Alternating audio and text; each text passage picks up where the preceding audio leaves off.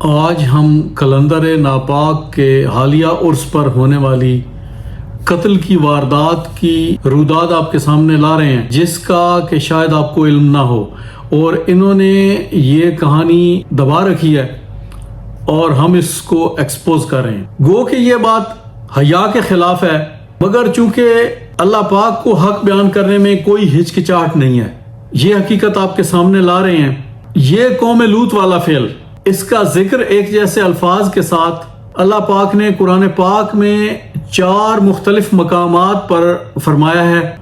پچھلے جمعہ 26 اپریل 2024 کو دن 11:15 بجے یہاں ان کے عرص پلید پر آئے ہوئے افراد جو کہ بدفعلی میں، جس کو انگلش میں ہومو سیکسولیٹی کہتے ہیں، ہم جنس پرستی، بدفعلی، یا پنجابی زبان کا ایک لفظ ہے لونڈے بازی، اس میں ملوث تھے، اور یہ ایک ثناء اللہ نامی شخص قتل ہو گیا ہے، جس کی FIR کی کاپی یہ میرے پاس ہے۔ میں آپ کو یہ سب دکھا رہا ہوں۔ میں اس کی تفصیلات آپ کو بتانا چاہتا ہوں کہ یہ FIR تو ایک فرضی بیان اور گھڑی گئی سٹوری ہے کہ اس میں 2 موٹر سائیکل تھے اور وہ پیچھے سے آئے اور انہوں نے قتل کر دیا۔ یہ کہانی ہے 2 رشتہ داروں کی، اکرام اللہ اور ثناء اللہ۔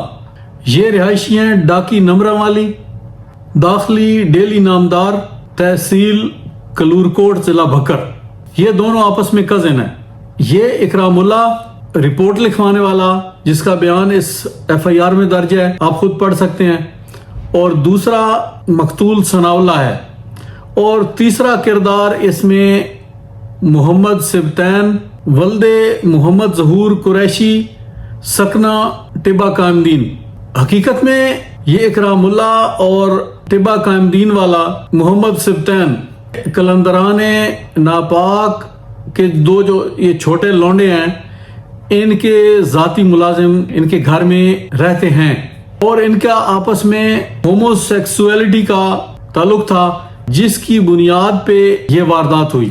جب یہ حالیہ عرس پہ آئے، مقتول ثناء اللہ کو اکرام اللہ اور سبتین کے اس ناجائز تعلقات پہ شک گزرا، جس کے باعث اس نے سبتین کو تھپڑ مارے، اور یہ تینوں مل کے 26 تاریخ کو ٹبہ قائمدین کی طرف جا رہے تھے کہ راستے میں انہوں نے ایک جگہ موٹر سائیکل روکا، سروٹوں میں چلے گئے، جبکہ مقتول ثناء اللہ موٹر سائیکل کے پاس کھڑا تھا۔ جب زیادہ دیر گزری تو وہ بھی ان کے پیچھے گیا، ان کو اس نے قابل اعتراض حالت میں پایا، اور سبتین نے مقتول ثناء اللہ پہ 30 بور کے پسٹل سے فائر کر دیا، اور وہ شدید زخمی ہو گیا۔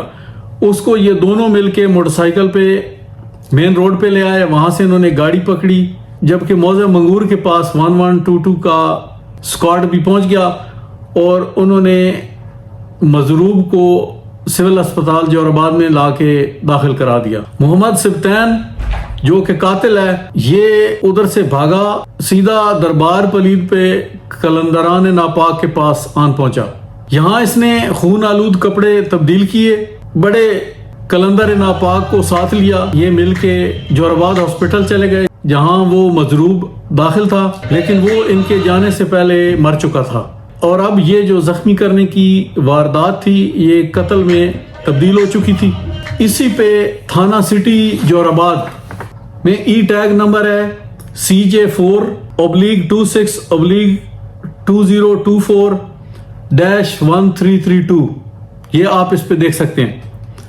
یہ تاریخ وقوع 11:15 بجے ہے، 26/4/2024 کا۔ یہ جو پرچہ درج ہوا ہے یہ دفعہ 302 تعزیرات پاکستان کے تحت درج ہو چکا ہے۔ یہ جو FIR درج ہوئی ہے یہ ابتدائی بیان ہے اکرام اللہ خان کا کہ یہ عرس مبارک جبی شریف سے ہو کے جا رہے تھے، جبی شریف میں ان کی ہاتھا پائی ہوئی تھی اور تھپڑ مارے تھے، یہ سب فرضی کہانی ہے۔ جو ان کا جھگڑا ہوا ہے یہاں پہ وہ الگ ہے، جو وہاں واردات ہوئی ہے وہ الگ ہے۔ نہیں معلوم کہ یہ ماچی خاندان جو کہ نام نہاد گیلانی بنا ہوا ہے اور جبی شریف کے یہ پیران عظام شہر کے کتنے قتلوں میں ملوث ہیں اور باہر کے کتنے قتلوں میں ملوث ہیں، اس کا تو آپ اندازہ ہی نہیں لگا سکتے. بہت سی وارداتیں میرے علم میں ہیں جو ایک ایک کر کے انشاءاللہ آپ کے سامنے لے آئیں گے. یہ تازہ ترین واردات ہے. اب یہ تو پولیس والے ہی تفتیش کر سکتے ہیں کہ کیا اس کے پیچھے کون سے ہاتھ کار فرما ہیں, یہ کس نے قتل کروایا ہے. یہ وقتی طور پہ ادھر جو تھپڑ بازی ہوئی تھی جبی شریف میں وہ تو صلح ہو گئی تھی, یہ پھر ثناء اللہ کو مزہ چکھایا گیا ہے. اس میں یقیناً کچھ اور لوگ ملوث ہیں جنہوں نے ان کی مدد کی, اور جہاں یہ کپڑے بدلی کرنے آیا اور جس کو ساتھ لے کے گیا یہ پولیس والوں کا تفتیشی معاملہ ہے.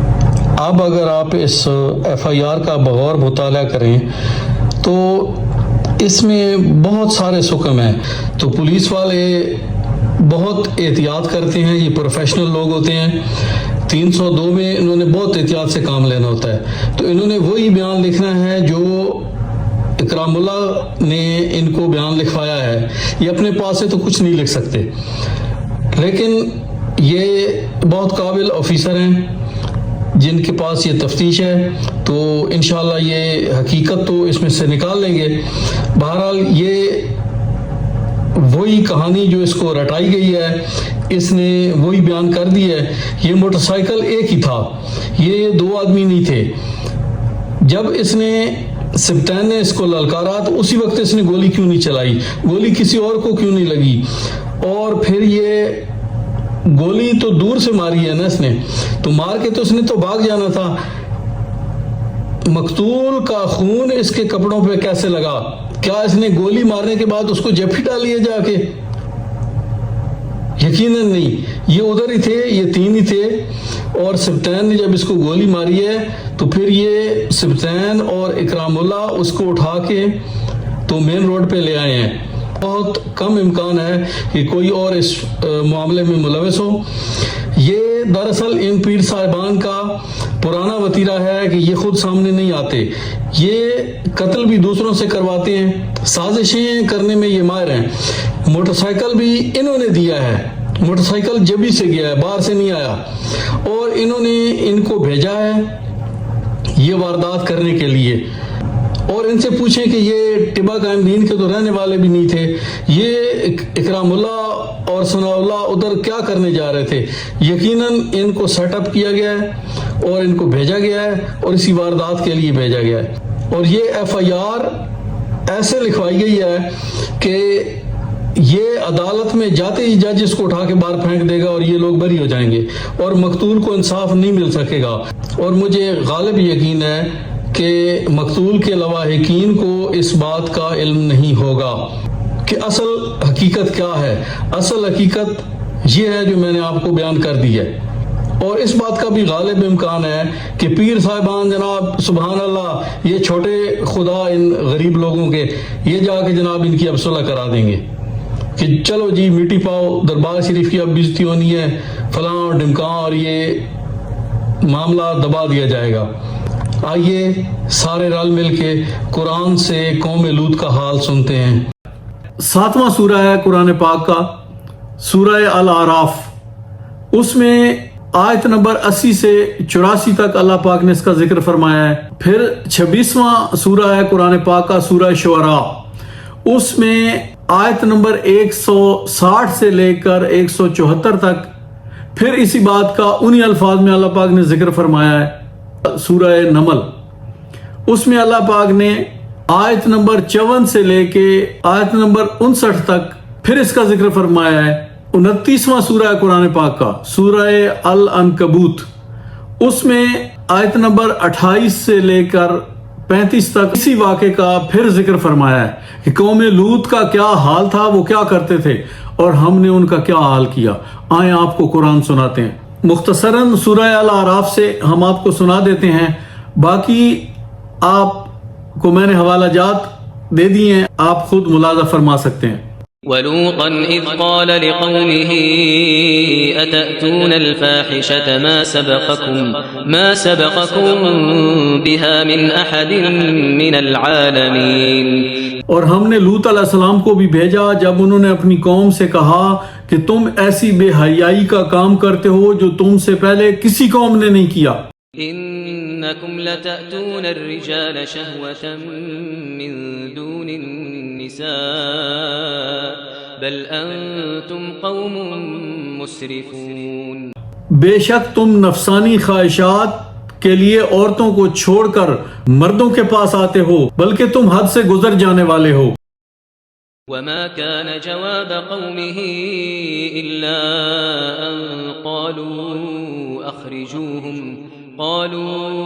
أخرجوهم من قريتكم إنهم أناس يتطهرون. وما کان جواب قومہ، اور ان کی قوم کا سوائے اس کے کوئی اور جواب نہ تھا کہ وہ کہنے لگے ان کو بستی سے نکال دو، بے شک یہ لوگ بڑے پاکیزگی کے طلبگار ہیں. فأنجيناه وأهله إلا امرأته كانت من الغابرين. پس ہم نے لوط علیہ السلام اور ان کے اہل خانہ کو نجات سوائے ان کی بیوی کے، وہ عذاب میں پڑے رہنے والوں میں سے تھی. اب جو نتیجہ اس کا ہے وہ ہر جگہ چاروں قرآن کی صورتوں میں جہاں جہاں اس کا ذکر آیا ہے وہاں ان کے انجام پہ الفاظ ایک جیسے ہیں. وَأَمْطَرْنَا عَلَيْهِمْ مَطَرًا فَانظُرْ كَيْفَ كَانَ عَاقِبَةُ الْمُجْرِمِينَ، اور ہم نے ان پر پتھروں کی بارش کی تو آپ دیکھیے کہ مجرموں کا انجام کیسا ہوا. پھر سورہ شعراء میں بھی یہی الفاظ ہیں وَأَمْطَرْنَا عَلَيْهِمْ مَطَرًا فَسَاءَ مَطَرُ الْمُنذَرِينَ ان فی ذالک لآیۃ وما کان اکثرہم مومنین. بے شک اس واقعہ میں بڑی نشانی ہے اور ان کے اکثر لوگ مومن نہ تھے. پھر سورہ نمل میں آیت نمبر 58 کے بھی یہی ہو بہو الفاظ ہیں وَأَمْطَرْنَا عَلَيْهِمْ مَطَرًا فَسَاءَ مَطَرُ الْمُنذَرِينَ، اور ہم نے ان پر خوب پتھروں کی بارش برسائی اور ان ڈرائے گئے لوگوں پر پتھروں کی بارش بہت بری تھی. پھر سورہ العنکبوت کی آیت نمبر 35 میں بھی اسی عذاب کا ذکر ہے اِنَّا مُنزِلُونَ عَلَىٰ أَهْلِ هَٰذِهِ الْقَرْيَةِ رِجْزًا مِّنَ السَّمَاءِ بِمَا كَانُوا يَفْسُقُونَ. بے شک ہم اس بستی کے باشندوں پر آسمان سے عذاب نازل کرنے والے ہیں اس وجہ سے کہ وہ نافرمانی کیا کرتے تھے. میرے بھائیوں، میں بار بار کہتا رہا کہ یہ جو دربار پلید ہے ایک زناکاری اور بدکاری کا اڈا ہے. میں کہتا رہا کہ یہاں جو عورتیں آتی ہیں وہ بدکاری کرنے آتی ہیں، مگر یہاں تو قوم لوط والا کام بھی ہو رہا ہے جس کی تازہ مثال یہ ہے. میرے بھائیوں، آپ کب تک ان کو اپنا پیشوا اور رہنما مانتے رہو گے؟ یہ کمینے لوگ ڈگڈگی بجاتے ہیں، عرس پہ طبلے اور قوالیاں بجاتے ہیں تاکہ آپ لوگ اکٹھے ہو جائیں. یہ ان کا کاروبار ہے پیسے کمانے کا. تواڈے کھلواڑیاں تے بھی آنے دانے منگن اور انہوں کا کیا کام ہے؟ یہ ڈگڈگی بجا کے آپ کو اکٹھا کرتے ہیں اور مقصد آپ سے پیسے بٹورنا ہی ہوتا ہے. اس عرس کا اور کیا مقصد ہے؟ اور جو یہاں پہ حرکتیں ہوتی ہیں یہ خود بھی ان میں ملوث ہیں. میں ایک ایک کر کے ان کے ورک الٹا رہا ہوں، آپ کے سامنے آتے جائیں گے، فکر نہ کریں. اور میرے بھائیوں، کتنے غریب خاندانوں کی عزتیں لٹ چکی ہیں، کتنی لڑکیاں ہماری ان کے ڈرائیوروں اور ان کارندوں کے ہاتھوں عزتیں برباد کروا چکی ہیں، کتنی بھاگ چکی ہیں. اپنی عزتیں بچاؤ ان سے. اللہ آپ کی عزتوں کی حفاظت فرمائے. وما علینا الا البلاغ المبین. میرا کام تھا آپ تک حق پہنچا دینا.